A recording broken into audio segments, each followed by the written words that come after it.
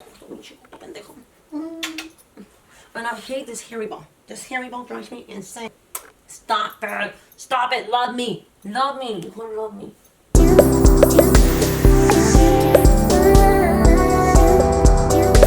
Let's start with the list, right? Shall we? Number one, I noticed that I was a very, very picky eater. So I noticed that I was a very picky eater from the beginning. At a very young age, I remember just me automatically discriminating between flavors and discriminating between textures. The main thing that I would discriminate was textures, was my number one thing.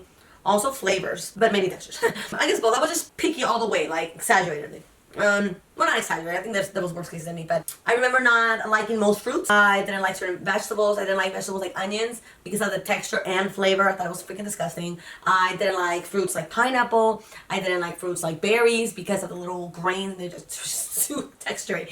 And I just didn't like most fruits. Like I could count one hand or maybe 3 fingers. the fruits that I actually liked. I think one of them was bananas, but not like a lot. Like I would rather have a banana shake than a banana by itself. I liked certain apples sometimes, not all the time. They have to be like super juicy, or maybe the green. I like the green apples, and I didn't like the outside of the apple. It was too textured. But then I would force myself to eat it because that's when I started caring more about my nutrition, is when I learned that the most healthier part, the part that had the most fiber was the outside. So I'm like, fine, I'll eat it. So I'll find creative ways of eating. But other than that, yeah, was my intake on fruit was very low for the longest time. I think most of the vegetables that I would ever eat was just lettuce and tomatoes and cucumbers, avocados. Yeah, it was very basic, the type of vegetables that I would eat. I wouldn't complicate my life too much trying new vegetables, because I just didn't start getting into trying new things until I was older. But yeah, mainly because of the texture. I didn't like a very weird textury stuff. Like it's not that my sensory couldn't, was confused or couldn't process it right, is that it would take a different process for me to understand those textures. So when I was little, I'd be like, no, I'm cool with that. I didn't like any, I like no seafood. The only seafood that I actually liked was the tuna that came in a can. For the longest time. I now eat some seafood. I learned to eat sometimes seafood thanks to my boyfriend. But I started kind of like digging into this and started trying better tasting sushi. But yeah, I do want to admit that when I actually started liking sushi, my favorite sushi was the California roll. So I didn't like any fish, but now I do like some fish. Like some fish that's not very fishy, which kind of like makes me think that I really don't like fish, because that's the point that it needs to be fishy. Okay, but yeah, I didn't like the flavor of the fish, and I didn't love the texture that much either. And I didn't love the texture. Like I hated seafood, especially for the texture and the smell. Blah. But I would eat. I remember my parents. I was always willing to try things sometimes. But especially if you added like lime and chili, really like I guess my senses I could smell the chili and lemon, which would make me like, okay, let me try because it has lemon. So I remember trying, which I don't think anything gets more seafoody than this, but because it had lemon and chili, I was down to eat it. The clams. I would eat clams with a bunch of chili and salt and lemon, and they were like, the texture was just kind of like, I would like suck it really good, so I didn't have to feel the texture too much. But I would rather not, you wouldn't find me saying like, let's go get some clams, guys. Here's an idea, like ever. Like if it was there, like I would have a few because of the lime and chili pretty much. I was really addicted to those things. So yeah, if you wanted to get me to eat something, you just had to add lime and chili. It was hidden textures like fruits and some vegetables, and seafood was the one thing that my parents had a lot of trouble making me eat. But I was literally the, one thing that kind of like my parents like make so much fun of me is that if there was one thing that I hated so much. I mean, I think I would hate seafood a little more, but for some reason like seafood was something I could just kind of like be like, nah, I'm not gonna eat seafood. I'm not eating with that. But something that I just absolutely hated with a passion, where I was like, I am never gonna like this. You can never make me like this shit. It's like, no way. That was onions. I was an onion Nazi. I hate it. If I could just erase all the onions in the world, I would have. Like, if that was in my power at 10 years old, that would have happened, and no one would have ever seen onions again. Like, imagine how, the harm that somebody can do at some point in their lives. So yeah, I just thought like onions are pointless. They do absolutely nothing for our food. It's we don't need them, and I don't know why people just don't put in them and they eat them. It's like why? They bring no benefit, and we need to get rid of them. And I would ask people like, why? What do you like about it? Oh, y'all, the texture and the kick they have, like, just add so much flavor to things. What are you talking about? Like, they add, like, disgusting flavor to everything. Like, why? Like, why would you do this to yourself? It's so funny because now, it's okay. If you guys knew, if you guys would have met me, you would laugh. You would really laugh at me, but you wouldn't understand because you didn't meet me. But now I'm an onion lover. An onion lover. Like, I put onions on fucking everything. Like, I am all about textures now. No, I'm just kidding. I'm not all about textures, but I learned to understand and like and get used to all these different textures. So now I love fucking onions. I love fucking pineapple. I love berries. I love all these things that I couldn't stand when I was little because I couldn't understand them. I didn't see the point of them. And now, like, I don't put just a normal amount of onions on my food. I put a shitload of onions. Now it's like onions with a burger. You know, it's like onions with chicken. It's that fucking crazy. I go in and out and ask for grilled onions and regular onions. And I'm like, hook it up on the onions, bro. Extra onions. Don't forget about my onions. Like, I am that crazy about onions. It's just insane how things, like, how somebody can change their mind just by evolving, you know, by changing and learning and just maturing pretty much. So, yeah, that happened. Yeah, but yeah, till this day, I am still a very picky eater. Don't get me wrong. It's not that I have, like, gotten, you know, it's not that my disorder gotten better, I guess. But yeah, I'm still a very picky eater. I am a bit of a nightmare to serve at restaurants because I will ask them to describe me. If I hate not seeing pictures. I mean, not that the picture is gonna, by default, tell me the truth, because usually sometimes they put a fake picture and then the actual food looks completely different from the picture or doesn't have the same texture as it looks on the picture. But I like kind of have an idea of like, what is all this that they're saying here? I want to picture it together. I want to picture the layout. Like, to me, even like how they put things, how they, you know, the arrangement of things like matters so much to me. I'm a super eccentrically picky freaking eater, and I will ask the every server to describe me the food, tell me how it's cooked, like everything. For example, I didn't used to like meat, red meat, when I was little because of the texture. I hated the way it was textured, and I really thought that I didn't like meat. But it's because every time that I had, you know, tacos or carne asada or any type of meat, it was usually overcooked.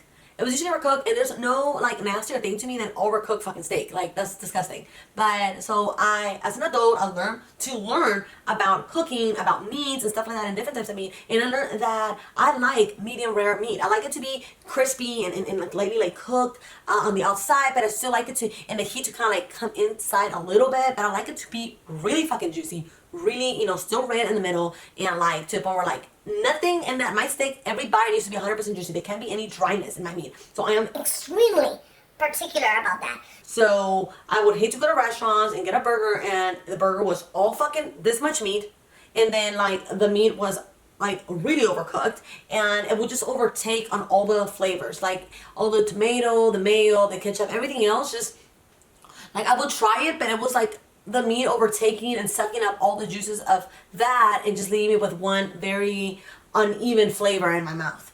So I am extremely picky about that because I have high demands. You know, this is not a fucking disadvantage. This is actually a huge advantage. Because of people like me, there are restaurants out there that have high demand for food, for people that actually enjoy and like and appreciate eating quality freaking food, quality eating. So people like me, I cook the bomb. I'm actually going to be adding as a way of taking a break in between videos so I can invest more time in researching and stuff like that, because doing these videos does take a little while, especially editing and all that stuff. So, but I do want to make some, incorporate some of my normal life, how, you know, my executive functioning. It's because in my own house, I have really good home hacks that I have developed among the years of living on my own. So I'm like a really good cook, and I never took any class, but I learned from me having very high demanding expectations. I'm gonna be adding those videos every other week. I'm thinking I'm gonna be doing that, see how it does. In a way, nothing to do with all, you know, neurodiversity, but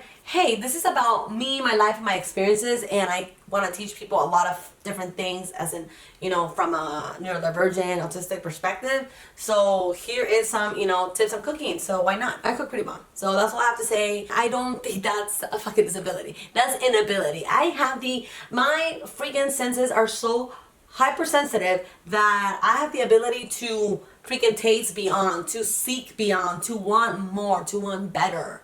So that's something that it should be, you know, nature has, I don't think nature just, you know, makes all these mistakes for no good reason. Like, Nature creates diversity for a reason. So to make all these different things and make things, all these different creations, right?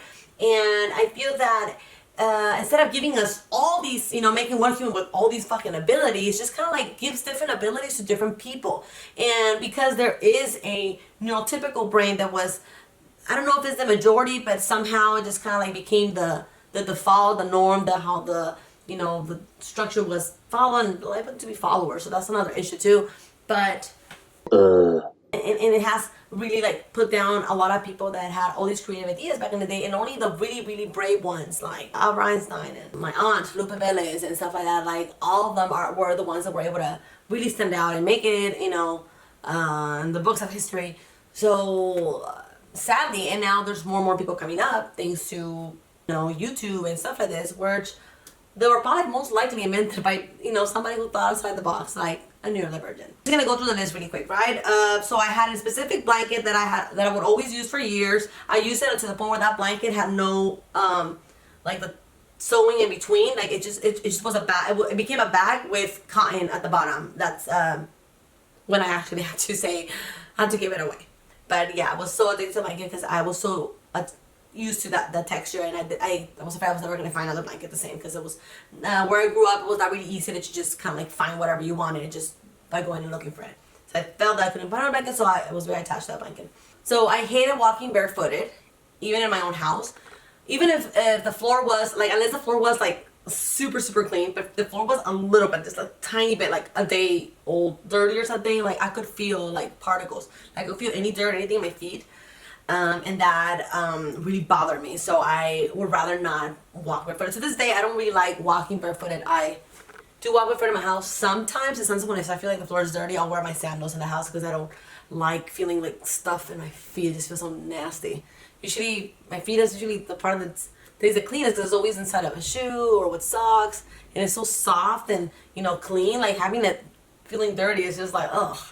Like, I don't even know how people cannot, be bothered, but that's just, personal preference, I think, when it really goes down to. I didn't like using or putting on my socks for school before wetting my feet. That was one thing I would always do, wet my feet, because I like having my feet, like feeling my feet fresh and, like, moist before putting any dry socks on, especially the texture of the sock. Like, no texture. I like having textures touching my feet before getting it wet. That was just one thing that I would do. I started coming up with that all on my own. Nobody taught me. Nobody told me about the trick. Nobody teach me how to do that. That was just something that I was like, hey, I hate the feeling of the socks, so I'm going to go ahead and, like, my feet feel really dry, so I'm going to go ahead and wet it so it just doesn't feel like that. So that's something I would do, which leads me, I wouldn't like feeling my feet or my hands dry at all. Like, I hate that. I still hate that feeling of them feeling dry. When they still feel, I still go and like either wet them or put like lotion on them. But yeah, I hate the feeling of my hands feeling dry, and I hate the feeling of like them feeling dirty as well. So those are two things that I don't like. But I'm not like extreme. It just, the second they feel dirty, I'm like, I need to wash my hands. They just feel nasty. They feel sticky, or they feel whatever. They feel dry, so I need lotion. So that's one thing that's kind of like, oh, like when I don't have lotion right away, I try to hold it for a few seconds or a few minutes, and then if that happens, then I'll just kind of like wet. I'll find some water somewhere or something, and worst case scenario, I will spit on them. Like literally, like I will spit on them because I cannot, stand the feeling of it. Like it's constant. Like it's constantly bothering me. So it gets to the point where like, okay, enough. Like, and I'll spit them and whatever, So I do hate textures like microfiber towels, the foam from the inside of the couches and mattresses. Oh my God, that texture is the one. I think that's the one that drives me. And I hate this hairy ball. This hairy ball drives me insane. I don't know when was the first time I ever came into contact with such a texture, the foamy texture, but I remember me myself having nightmares over that texture. I remember one time having this dream where I would just fall into this bed full with little squarey things of this texture that makes that, it was the main, back in the day especially, it was the the main texture that mattresses were made of or were used. Like they would have the little, what's it called, the things, and then they don't put that was the foamy thing before memory foam existed. That was the foam. It still pretty much is the foam they still use, and I know that's the foam they use on all if not all couches. That texture I am extremely, like, I cannot stand the feel of it. It's very annoying, and stop it, love me, you wanna love me. I was also sensitive to certain clothes. Yes, I was. That hasn't never been like a major thing in my life. It was kind of like one of those things that happened very few times for me to remember it and stuff. Here, you want to be with Mama? You want to be with Mama? You want to be in my room with me? Because you're not supposed to be here. I'm allergic to you. Yeah. So like I said, I was never like don't have any major incidents that matter too much. But I am a little picky about materials. Like when I buy my clothes, I do want to make sure that when I buy blouses, I do care about, soft blouses. I like the way they look, and I like the way they feel. Obviously, the way the clothes feels is very important, but it's not the number one thing for me. I do remember being bothered by tags a lot, but not that much anymore. I think tags been getting a lot better. They used to be like very thick and hard before, and now they're like very soft. So I think like they changed that like a long time ago. It's rare when I find a tag that bothers me. But like I said, I care too much about fashion and looking good than actually feeling good for the most part. So like they say, girls get ready for the first 15 minutes of wherever the fuck they're going. So yeah, like I'll be like, oh, I'm gonna look so good, it's gonna be so great, and then like, so 30 minutes into the night, I'm like, oh, this is really uncomfortable, hate my shoes, hate this dress, whatever. I do believe that it's possible to build tolerance. Everything is all in your mind. So like up until I was like, I think 8 or 9, when it will get really hot, because we're actually where I come from, it gets very, very hot in the summer. So when I get really hot, I remember when I would be in my house, and I was like not old, but old enough, like I said, around 8 or 9, where like we'll be like, okay, you're not that young to be doing this stuff. But yeah, when I was about 8 or 9, I would literally just take up all my clothes because there was no texture that could be comfortable or chill or fresh enough I could possibly condone keeping on, other than my underwear. I would just walk around my house with no shirt, or I would do that, and then when I'll be by myself, and then we had this housekeeper that would take care of our house. Like she would come every day, and she had a kid that was my age. He would come to the house sometimes and visit her, and then he was my friend. We would play and chill together and everything. And he would come over, and to me it was just so normal to see him that I didn't see him as like a visitor and outsider. I saw him like hey baby, how are you? And then like one time like my mom was there. I was just like chilling and walking around like with my underwear and nothing else.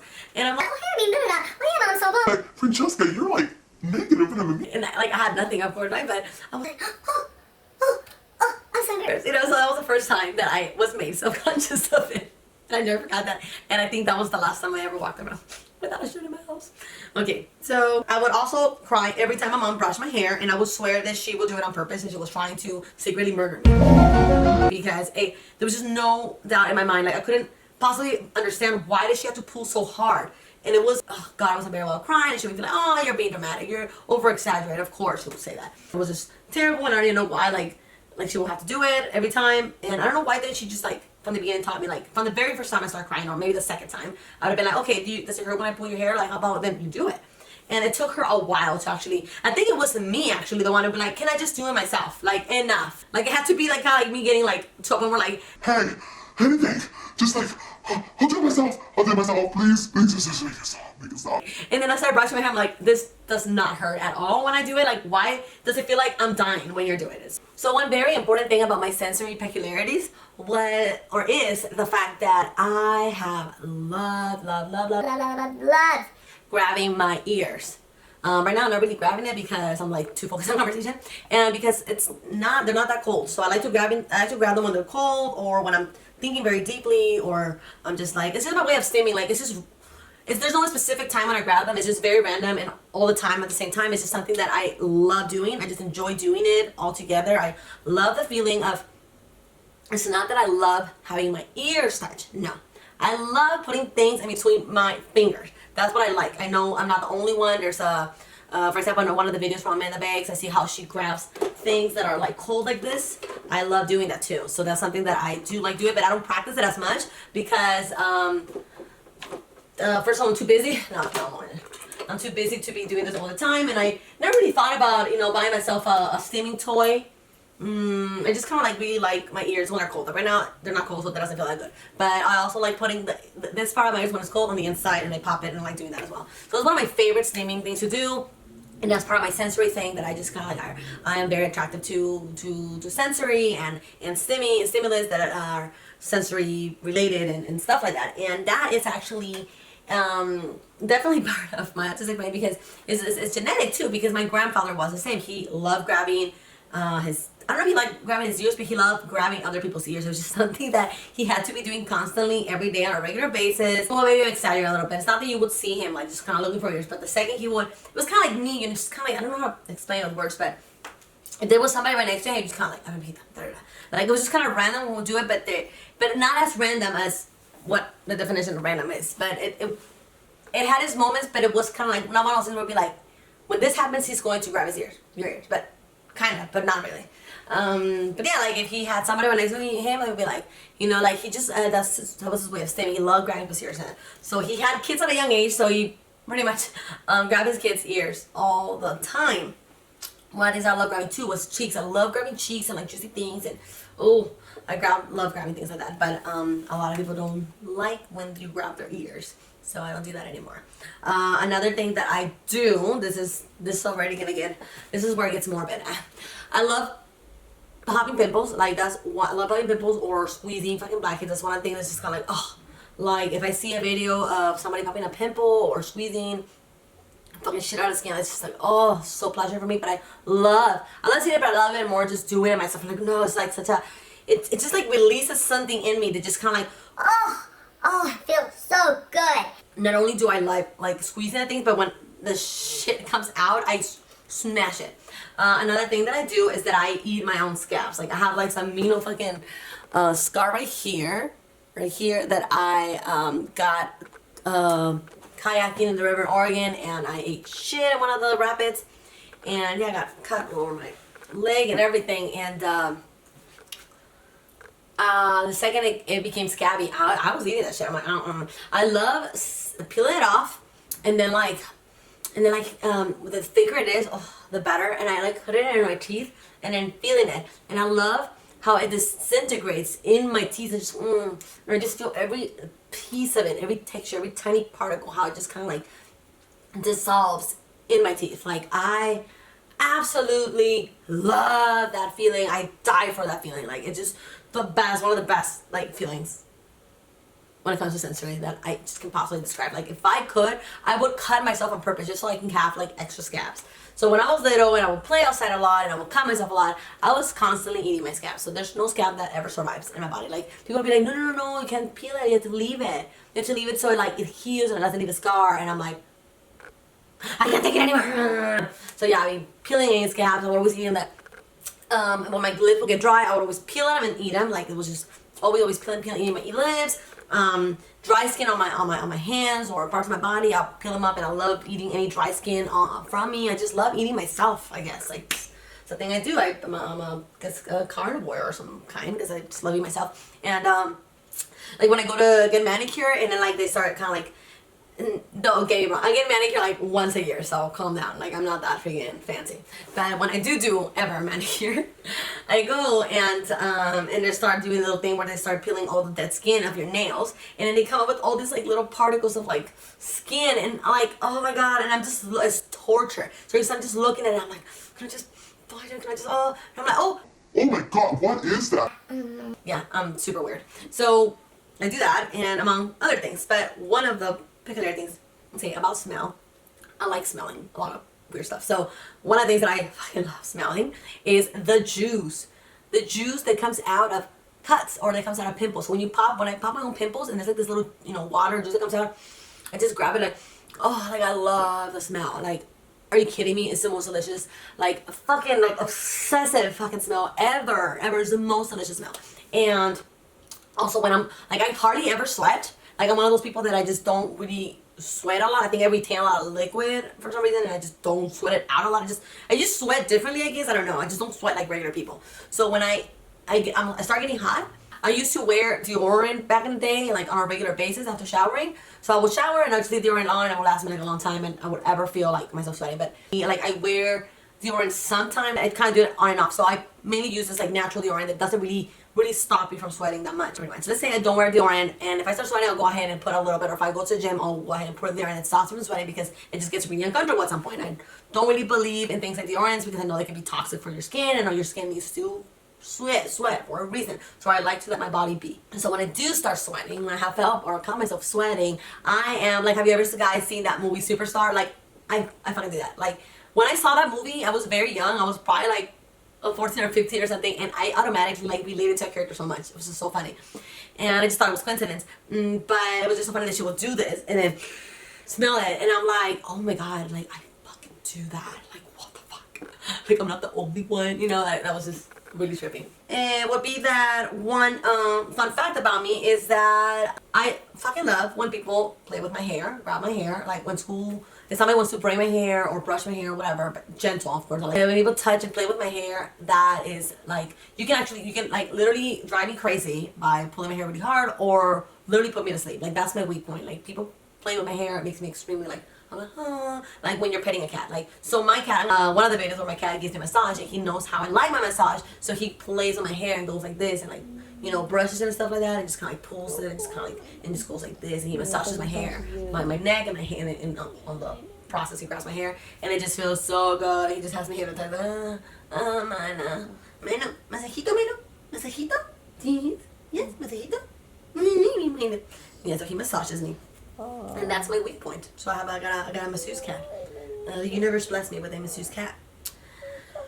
Okay, so all those things that I do, and I know a lot of my peers in the spectrum do as well, they are considered a disorder, sadly. It's very sad because I honestly, I cannot imagine anything positive being called a disorder. Somebody wants to come to my house and tell me that my house is a disorder, I will tell them to go fuck themselves. Okay, I would never possibly take that as and I mean it as a compliment. Oh my goodness, what a nice disorder you have going on here. Excuse me, bitch? What? Excuse me? Excuse me? Like what? Yeah, so this is a pretty nasty world, unfortunately, we live in, you know. I've been lately doing some, gotten to watch some videos about MLMs and stuff like that, which I have a really interesting story about that. But just did some digging on some digging on some companies that I was watching about this and how like the whole structure and how all this thing works and stuff. And it's like, holy shit, I wish I would have like seen this a long time ago. But just my take out of this is just like, this is really sad, you know. This is just bottom line depressing and, I mean, disappointing, kind of, because at the same time it's just kind of like, Francesca, why are you even surprised about this? You've been through hell and back. You've seen the nasty side of people, but I've seen the nasty side of some people that I have met all my life, and I guess part of me wants to believe that, I don't know, like maybe it's just been really unlucky or been in the right place at the wrong time, but seeing like really horrible shit happening in a massive production, people with a lot of money just making money out of fucking over a bunch of fucking innocent people's hopes and dreams, like that is just something I cannot, you know, it just really takes a long time for my brain to process. Like this can't be real. Like how are they getting away with all this? This is terrible. But there's so much terrible everywhere. There's so much corruption everywhere. Everybody wants to be rich. Everybody wants to make so much money one way or another. They will do just about anything to make money off of others, whether that person gets affected or not. And the same goes with the medical industry. You know, there's just and yeah, there is issues that can come throughout certain things. Like for example, you know, I talk about always that my type of brain is just a different brain that is wired differently. Just like somebody who's left-handed or somebody who's homosexual is wired differently. So I do perceive the world differently. My light bulbs in my brain spark up, they turn on and they connect, or the synapses and all that stuff, they connect differently than the neurotypical. And therefore, they process information differently. Now, that does not mean by default that is the wrong way, or that we're not supposed to do it that way, or that is the correct way or the defective way of doing it. That's what medical professionals in the term that disorder is trying to imply. So you go again and get help and get medication and get all this fucking thing that is going to make these people a bunch of money. Because in my case, I did went to medical professionals, did take medication, another story on that. But at the end of the day, I didn't need any of that. All I needed was to meet another person like me that went through the same experience and would have kind of like told me exactly why was I suffering all this, why were people so cruel and uncomprehensive with me, why is it all this shit was happening to me, so that I could better understand things and come into terms with it, and from there just be able to live a much peaceful life and stress-free or insult, prejudice, and discrimination-free.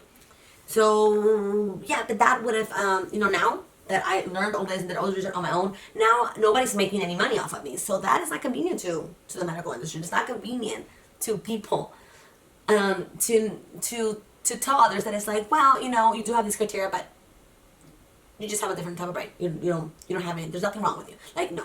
You know, there has to be something wrong with you so they can make money off of it. That's how this works.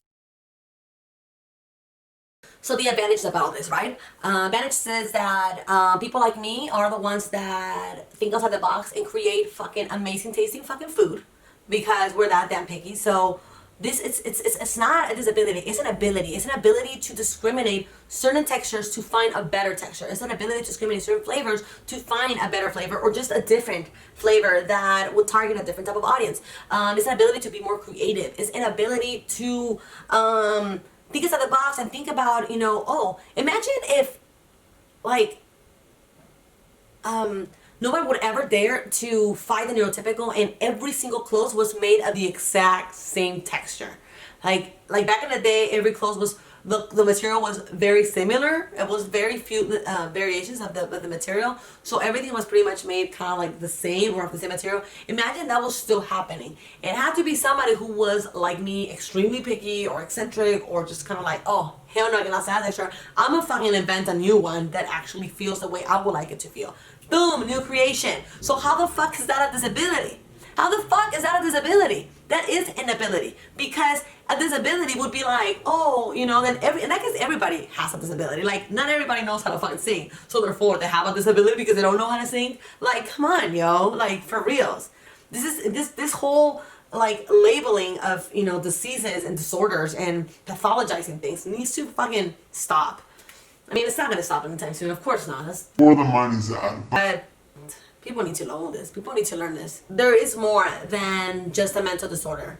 There is such a thing as being unique, and well, not exactly unique, because I mean, while there is a lot of, everybody is unique in their own way, and there is variations to everything, that there is types of a brain. Like, I came to learn that my brain is has a certain wiring that is very similar to a bunch of other brains. So we have a group. So there might be a one type of brain out there in the world that has a very unique wiring, where it has a little bit of this and a little bit of that. Da, da, da. I'm sure there might be. You know, nature's always inventing new things, and that's for sure. And that's why I feel like nature does these things where like it gives certain abilities to certain people and another abilities to other people. So instead of just giving all these abilities to everyone, it just, you know, be like, hey, you get this and you get that and you get this, you know?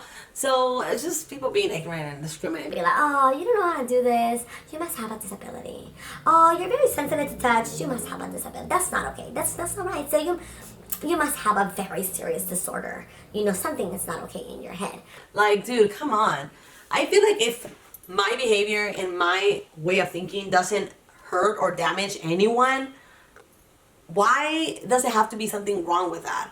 And I mean seriously damaging. Like, not like, oh, you're bothering by asking me for, like, you know, extra this, or like, oh, you're so demanding. That's really affecting my mood. Like, no, like, I'm talking about seriously hurting other people. So, yeah.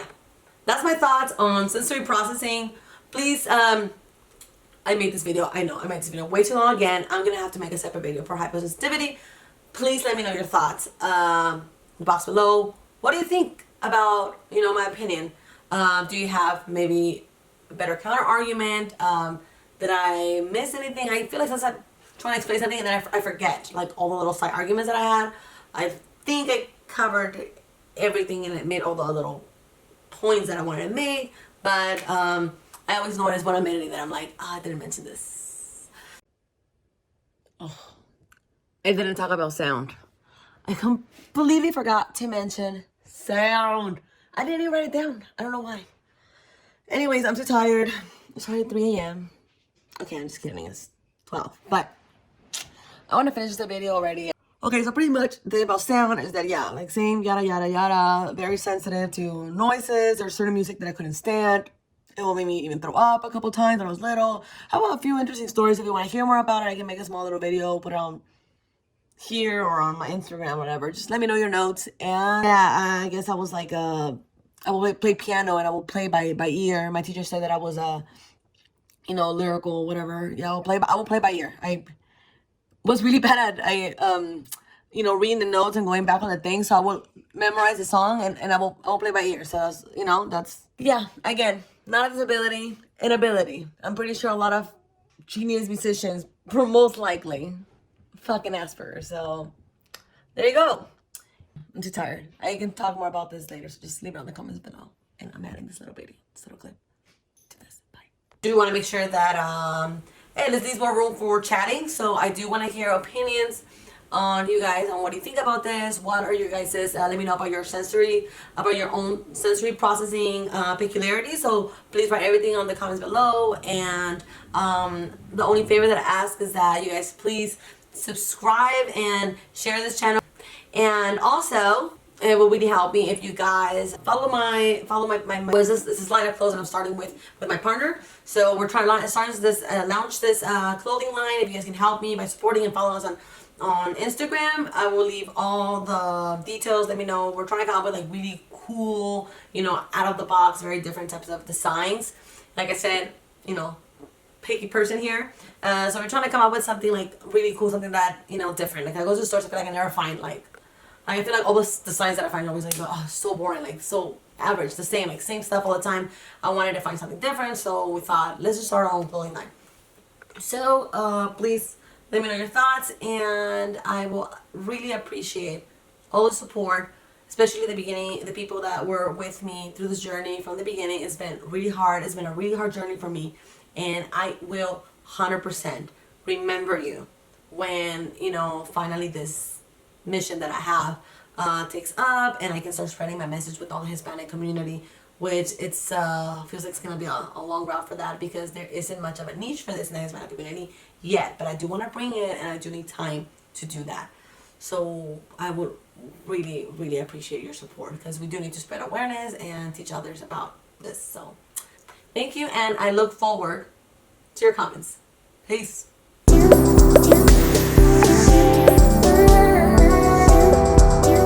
It's not that my tolerance built up at all. It's more that